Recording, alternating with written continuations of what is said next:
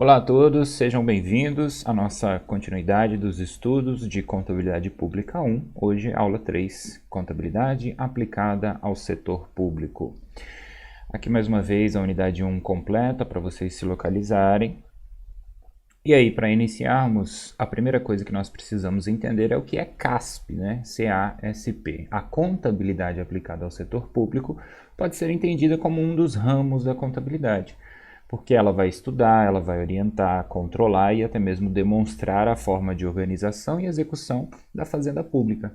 Essa é uma definição que o CORRAMA traz de acordo com uma das classificações bem antigas até do próprio governo do estado que ele participa, né, que é o estado de São Paulo. E aí o patrimônio público e as suas variações estão inclusas dentro dessa fazenda pública. É a chamada coisa pública, tudo aquilo que faz parte da estrutura administrativa como a gente viu na aula anterior, né, o próprio patrimônio público. Conforme a norma brasileira, TSP, da estrutura conceitual, a técnica aplicada ao setor público, né, o objetivo principal das maiorias das entidades do setor público é prestar serviços à sociedade, em vez de obter lucros e gerar um retorno financeiro aos investidores. Então, nesse sentido, eu coloco para vocês o seguinte: a CASP ela precisa ser conceituada não como uma ciência separada da contabilidade, porque às vezes até parece, mas ela é uma parte específica da ciência contábil, porque a sua base é a mesma, né? A gente vai continuar utilizando débito e crédito, a gente vai utilizar os mesmos princípios, apenas vamos destinar então essas técnicas ao patrimônio público, com o objetivo de fornecer informações sobre este patrimônio. O conceito básico, como eu disse, é semelhante então ao da ciência contábil e os usuários das informações são a própria sociedade, né? O detalhamento disso vai acontecer na aula que nós vamos ter sobre a NBC-TSP estrutura conceitual, tá bom? Então lá eu vou falar toda a estrutura das normas, vou falar essa estrutura conceitual para o setor público, ou seja, como que a gente define o que é o ativo, o que é o passivo dentro do setor público e etc. E aí discute-se também sobre a questão de abrangência, ou em alguns livros ou materiais a gente acha isso como campo de aplicação. O que acontece? Até mais ou menos ali 2017, 2018, haviam normas que são chamadas de NBC-T, né? Normas Brasileiras de Contabilidade, o T significa técnica. E havia a 16.1, que falava justamente da conceituação do objeto e do campo de aplicação. E lá ela dizia o seguinte, abre aspas, todas as entidades do setor público. Essa norma ela já foi revogada, substituída pela própria NBC-TSP, estrutura conceitual.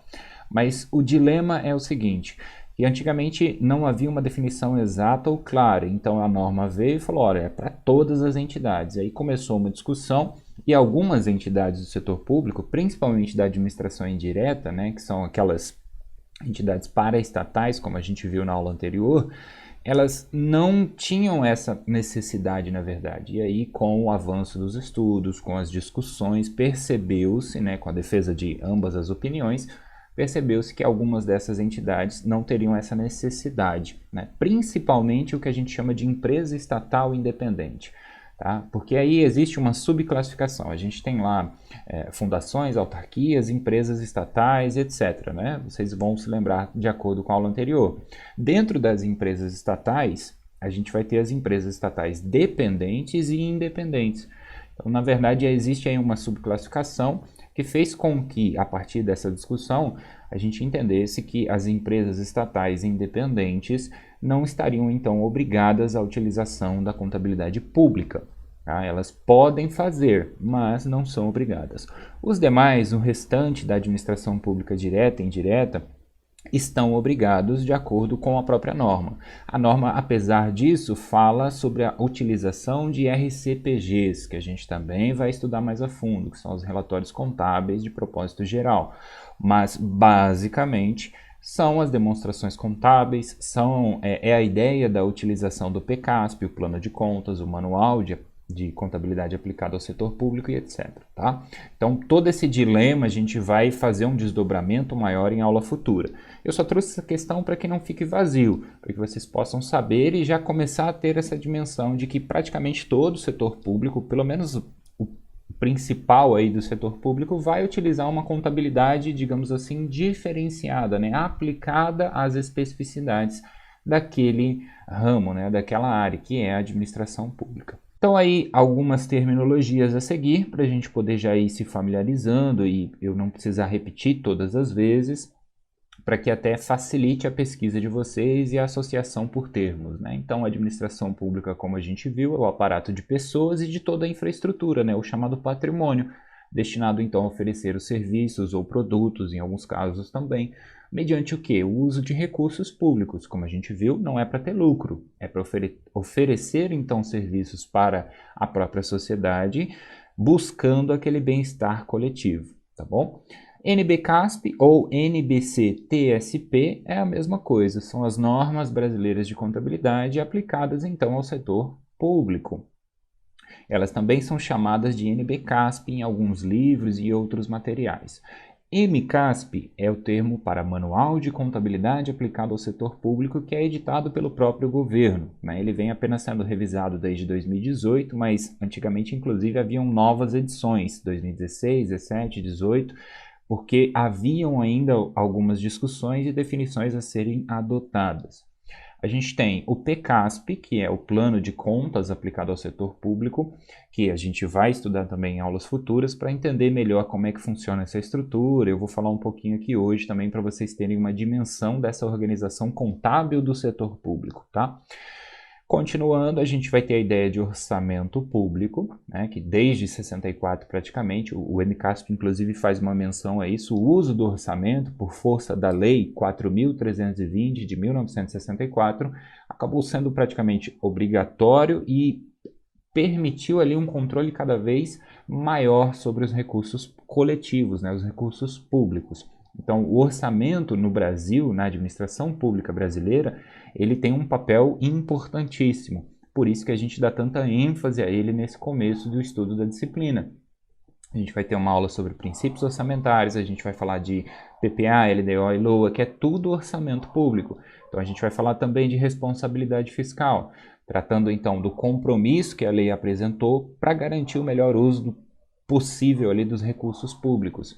Nós vamos abordar essa legislação, abordar o processo de controladoria que vem com ela, inclusive, o processo de controladoria ou controle, de modo geral, que vem pela Constituição, pelas outras normativas, que apresenta aí uma série de regras, né, para fiscalização internamente, externamente também. E aí, continuando, a gente tem o PPA, LDO e LOA, né? O PPA é o Plano Plurianual, são 4 anos de planejamento feito pela administração pública. LDO, Lei de Diretrizes Orçamentárias, a gente vai estudar um por um para ver as suas definições também. Mas a LDO é um prazo de 1 ano, então todos os anos a gente tem uma LDO. E temos ainda, por fim, a LOA, que é a Lei Orçamentária Anual, também de 1 ano. É por meio desses instrumentos que a administração pública vai planejar, executar e prestar contas à própria sociedade. Então, por isso que a gente tem que entender como elas funcionam, né? E existe toda uma terminologia jurídica que a gente vai aos pouquinhos compreendendo cada vez mais. Dentro disso, existe o tema de ciclo orçamentário, que é muito estudado numa outra disciplina chamada Administração Financeira e Orçamentária, né? Ele basicamente representa a organização e a execução desse processo, né? Ano após ano, PPA após PPA, né? Gestão após gestão. Tá? Então, existem regras, existem princípios que a gente precisa respeitar e conhecer para poder fazer uma boa gestão do recurso público.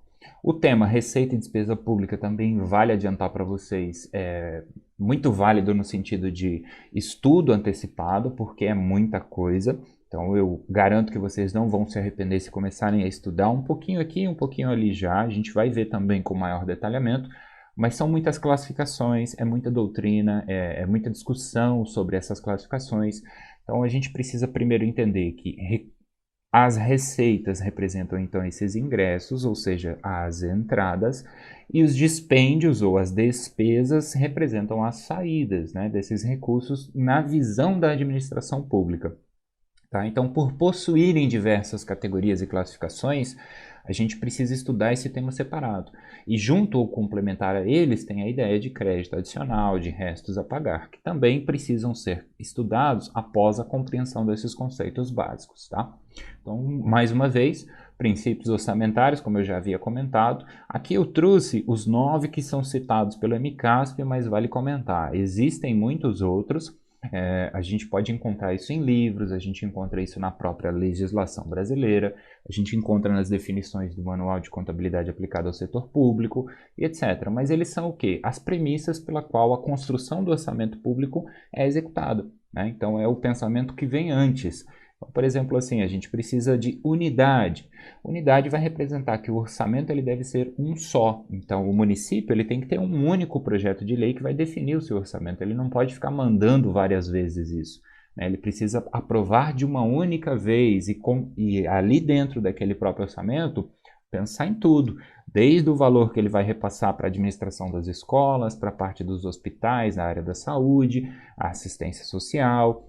Isso já vai incluir, por exemplo, o que ele pretende receber do governo, o que ele pretende arrecadar de IPTU e assim sucessivamente. O governo do estado, a mesma coisa, quanto que ele vai arrecadar, qual é a estimativa e etc. Tá? Então, quando a gente vai vendo esses temas e avançando, nós vamos começando a entender como que funciona essa administração pública como um todo. Então, continuando, o Manual de Contabilidade ele faz uma menção dedicada a esse tema e eu acho que é fundamental porque isso é talvez a primeira parte onde a gente separa, né, a contabilidade tradicional ou comercial da contabilidade aplicada ao setor público, porque existe na contabilidade pública alguns enfoques ou subsistemas, que seriam eles o orçamentário, o patrimonial e o de controle.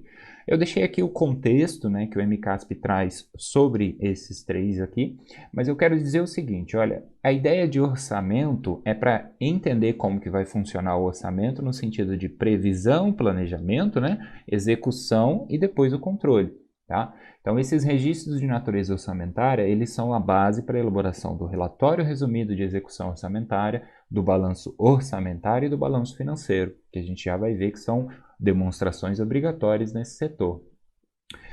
E aí, continuando, a gente tem a categoria de subsistema patrimonial, que vai controlar justamente o patrimônio público, reconhecendo ali ativo, passivo e as variações patrimoniais. Então, vamos ter o balanço patrimonial e a DVP, né, a chamada demonstração das variações patrimoniais, que vai ser muito semelhante à demonstração de resultado na iniciativa privada, mas com as características e especificidades do poder público, tá? Então, o motivo pelo qual se chama dessa maneira é, inclusive, tema de discussão ainda, porque essa nomenclatura, né, de variações patrimoniais, ela é usada, mas ela é associada com a demonstração de resultado pelo mundo afora, no setor administrativo ou no setor público do mundo afora. No Brasil é que se separou dessa maneira. Tá? A gente vai ver também com mais detalhes. O sistema fiscal, né, ou subsistema, que também é chamado de subsistema de controle, dependendo da fonte que você utiliza, que veio justamente a partir da LRF, que é a Lei de Responsabilidade Fiscal. Ele vai permitir que a gente execute, então, o relatório de gestão fiscal com base em algumas regras para entender qual é o resultado que a prefeitura está tendo, limites que são estabelecidos lá para despesa com pessoal, né, com folha de pagamento, como a gente costuma dizer, para as operações de crédito, a dívida consolidada e etc. São temas que a gente também vai aprofundando e abordando a cada aula. E existe ainda o relatório resumido de execução orçamentária, que também é obrigatório segundo a lei. Vai apresentar uma outra perspectiva em relação a como foi a execução daquela previsão inicial de orçamento, por exemplo. Tá? Então, esses três subsistemas eles são apresentados com maior clareza quando a gente pensa, né, em como fazer a contabilidade para o setor público. Tá? Isso vem a partir do chamado PCASP, que é o Plano de Contas aplicado ao setor público. O PCASP ele padronizou, né? Esse foi o grande feito dele, padronizar e fazer com que a prefeitura de uma cidade fizesse igual à prefeitura de outra. É claro, né? Cada município vai ter inclusive as suas particularidades, mas a ideia geral por detrás é para todo mundo agora, né? E o Brasil já conseguiu adaptar de uma maneira até rápida, se a gente considerar, em poucos anos já foi adotada essa padronização e hoje é obrigatório. Tá? Então, a parte orçamentária, como a gente viu, vai se correlacionar com a parte patrimonial e vice-versa, e ainda temos o controle. Então, o que é o orçamento? São os atos e fatos que vão estar relacionados ao planejamento e execução orçamentária. A parte patrimonial é a composição do patrimônio público, E o controle são os atos realizados pela gestão que podem ali produzir modificações no patrimônio, né? Da prefeitura, do governo do estado, enfim, do legislativo também está incluso aqui. Tá? A gente vai ver no processo orçamentário como que funciona toda essa dinâmica, né? Eu só trouxe esse slide aqui, inclusive essa imagem é do Tesouro, né, da Secretaria de Fazenda do Governo Federal. Desde 2016 já está disponível, porque naquela época ainda haviam muitas dúvidas. Então, olha só a dinâmica para a gente ver o quão profundo e complexo pode ser o plano de contas aplicado ao setor público. A gente vai ter a natureza da informação nessas três subclasses, que seriam ali patrimonial, orçamentário e controle, e as próprias classes, né, como a gente chama. Então, número 1, ativo, número 2, passivo, número 3, variações patrimoniais diminutivas e 4, variações patrimoniais aumentativas. A gente vai ver um por um. Na parte orçamentária, nós vamos ter as classes 5 e 6, com os controles de aprovação de planejamento e orçamento e o controle de execução da mesma forma. E, por fim, os controles devedores e credores em relação a essas operações que eu citei para vocês. Operações de crédito, operações de dívida com o pessoal, de dívida consolidada, perdão, de despesa com o pessoal, entre outros aspectos, né? Seria a parte final ali.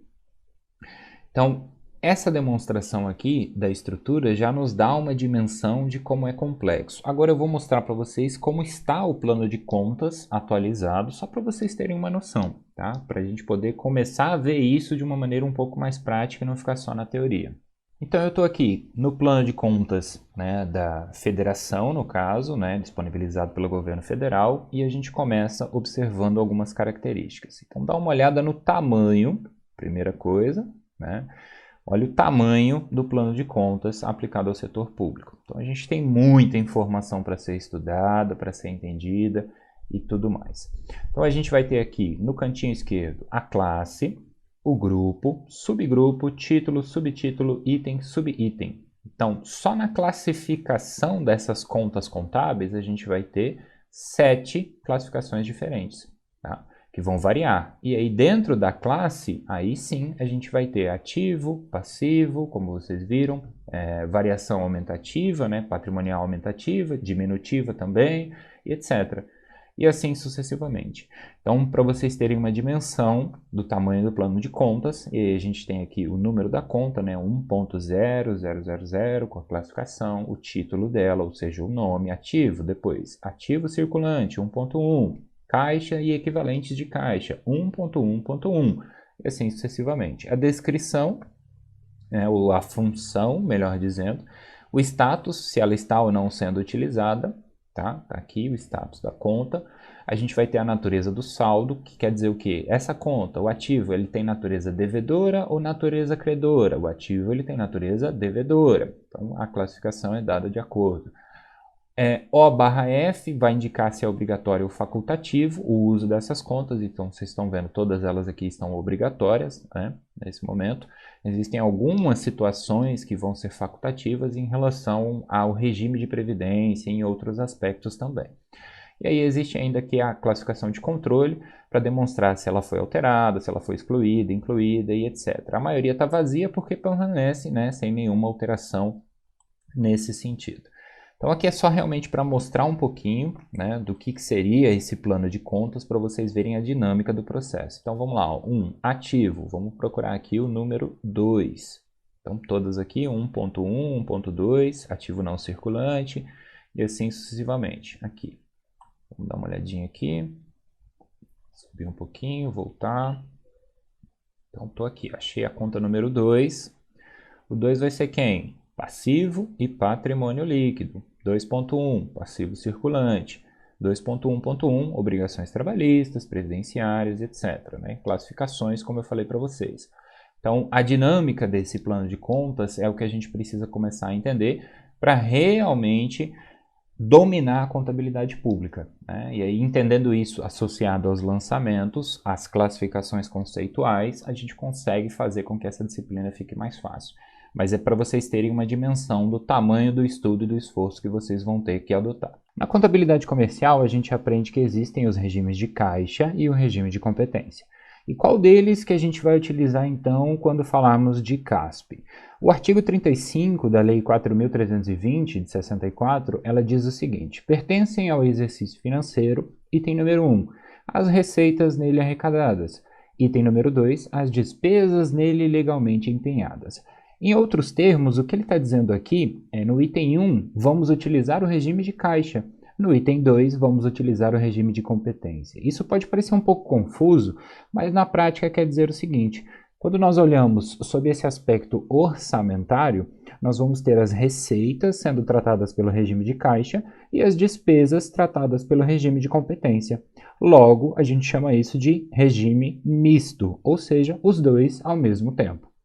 É importante lembrar que quando a gente falar do aspecto ou enfoque patrimonial, nós vamos utilizar o regime de competência, que é o mesmo que a gente já usa na contabilidade comercial, tá bom? Então, no início isso é um pouquinho complexo, mas quando a gente estudar um pouco mais sobre a lei, um pouco mais sobre o que são as receitas e como funciona esse processo de arrecadação e o que são as despesas e a execução orçamentária, a gente vai entender de uma maneira um pouco mais tranquila esse assunto.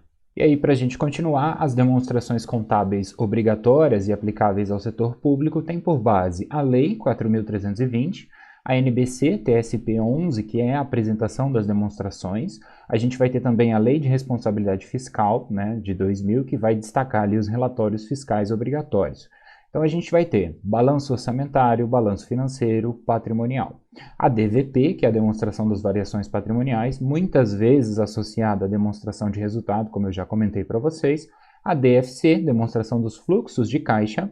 E a DMPL, a demonstração das mutações do patrimônio líquido, né? Além, é claro, dos balancetes e as notas explicativas e demais outras circunstâncias de acordo com cada particularidade. Mas, em suma, essas são as demonstrações obrigatórias, junto com os relatórios, né? Que a gente não chama de demonstrações contábeis, mas eles, de certa maneira, incorporam essas informações. Então, a gente vai ter o relatório resumido de execução orçamentária, o relatório de gestão fiscal, para poder ilustrar se aquela prefeitura, se aquele estado, se aquele governo federal está executando de acordo com o que está previsto na lei, né? Respeitando os limites, como a gente já comentou, por exemplo, da Lei de Responsabilidade Fiscal, demonstrando ali todas as receitas e todas as despesas no seu balanço orçamentário, a situação financeira, o patrimonial, enfim. Como demonstrações contábeis, elas têm a mesma base da própria contabilidade comercial, tá? O que muda aqui é que essas demonstrações elas vão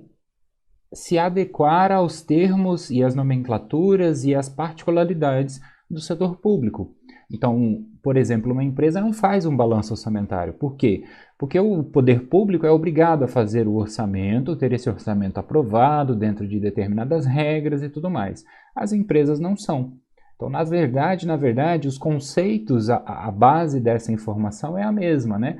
Se a empresa quisesse fazer um balanço orçamentário, ela até poderia, mas como não é obrigatório, não é uma prática muito comum, né? O que ela vai fazer é um orçamento, mas ela não vai fazer isso nos moldes necessariamente da contabilidade em si. Ela vai fazer isso a partir da administração orçamentária, que é outra coisa, tá? Então, para a gente começar a se acostumar com esses termos e essas nomenclaturas. Eu vou agora mostrar para vocês um pouquinho do site da Prefeitura Municipal, que é onde eu quero que vocês comecem a navegar.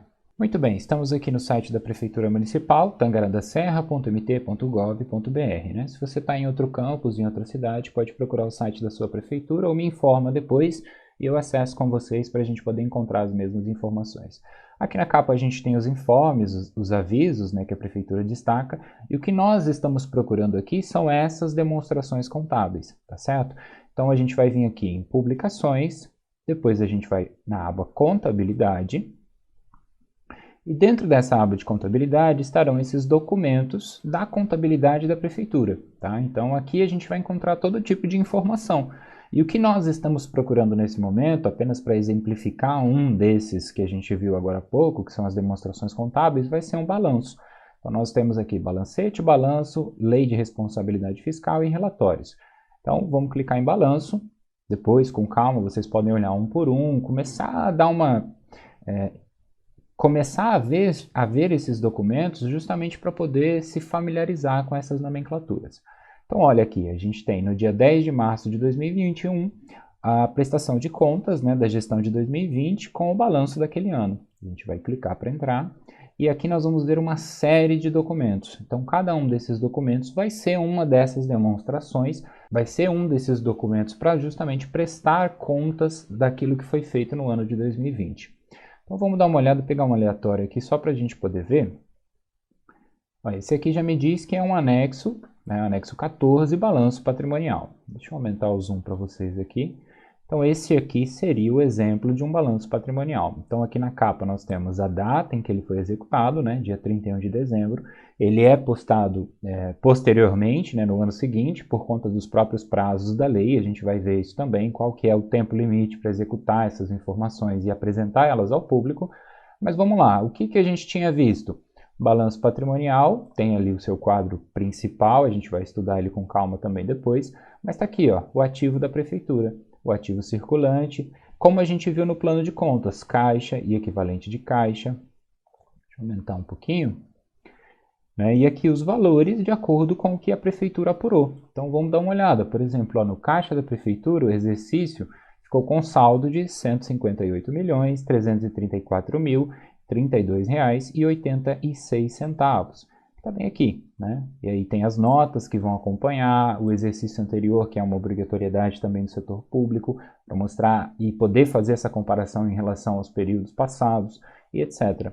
Então, como vocês estão vendo, óbvio que eu falei só do caixa, mas tem todas as informações aqui. E essa é a estrutura de um balanço patrimonial.